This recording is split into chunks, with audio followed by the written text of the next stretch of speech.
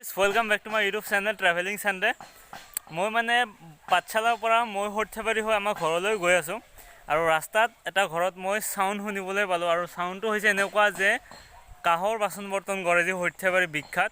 আৰু মই ৰাস্তাতে যাওঁতে সেই শব্দ হৈ আছে, এইটো ঘৰত শব্দ হৈ আছে, গতিকে আমি যাবলৈ ট্ৰাই কৰিম। চ' নিশ্চয় মানে কাঁহৰ বাচনে মানে গঢ়ি আছে। এই ঘৰটোত মই ডাইৰেক্ট যাম, নুসুধাকৈ যাম।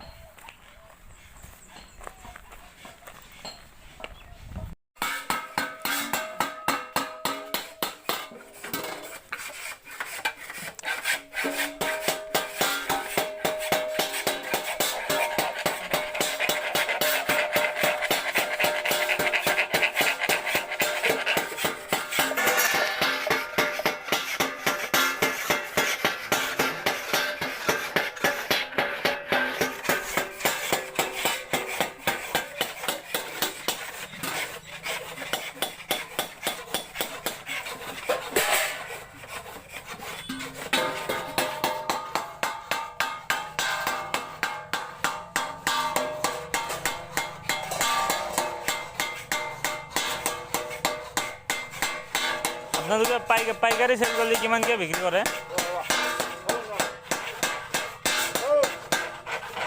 পাইকাৰী বিক্ৰী কৰিলে কিমানকৈ বিক্ৰী কৰিব পাৰে? কাঁহী কিমান? 1700 কিলো।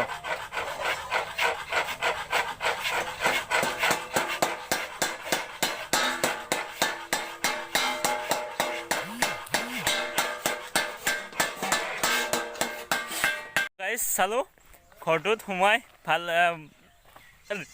ৰেচপেক্ট কৰিলে, বহিলোঁ। আৰু তাতে 5জনীয়া এটা গ্ৰুপ থাকে, প্ৰত্যেক ঘৰতে চলি থাকে এই কামবোৰ। এইফালে এইটো ঘৰতো চলি আছে। আৰু মানে কি হয়, গ্ৰুপ থাকে 4-5জনীয়া দলৰ এটা।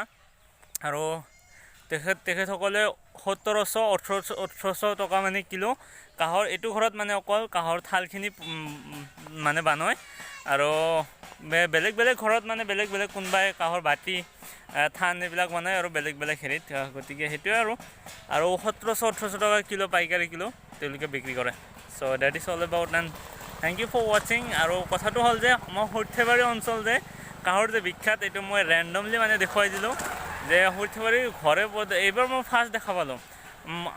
আমাৰ ঘৰ সৰ্থেবাৰীৰ ওচৰতে, কিন্তু মানে বস্তুটো ভালকৈ পৰ্যবেক্ষণ কৰা নাছিলোঁ বা ৰিচাৰ্চ কৰা নাছিলোঁ সেইখিনি। আৰু কাঁহৰ বাচন বৰ্তনখিনি আচলতে চৰকাৰে এই ক্ষেত্ৰত গুৰুত্ব দিব লাগে, কাৰণ ইমান এটা আমাৰ সৰ্থেবাৰী এই অঞ্চলটো আচলতে ঘৰে ঘৰে যি বস্তু কৰে কাঁহৰ বস্তু বা কাঁহৰ বাচন বৰ্তন, এইটো আচলতে ইণ্টাৰনেশ্যনেল লেভেলত, ৱৰ্ল্ড লেভেলত মানে পপুলাৰিটি। গতিকে চৰকাৰে এই ক্ষেত্ৰত আগবাঢ়িলে নিশ্চয় সহায় হ'ব। Thank U.